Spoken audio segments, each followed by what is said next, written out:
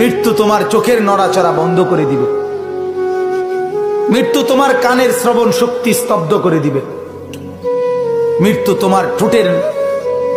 নড়াচড়া বন্ধ করে দিবে, মৃত্যু তোমার জবানের শব্দ উচ্চারণ আওয়াজ বন্ধ করে দিবে, মৃত্যু তোমাকে তোমার কণ্ঠস্বর স্তব্ধ করে দিবে, মৃত্যু তোমার জিহ্বার সব স্বাদ বিনষ্ট করে দিবে। অচিরেই রূহ চলে যাবে,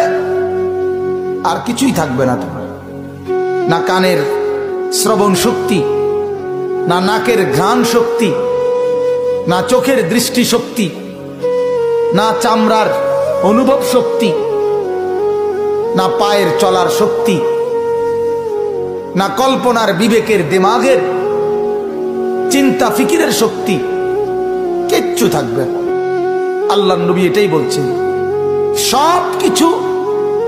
নষ্ট করে দেয়, মিনিটে স্তব্ধ করে দেয় যেই জিনিস, সেই মৃত্যুকে বারবার স্মরণ করো,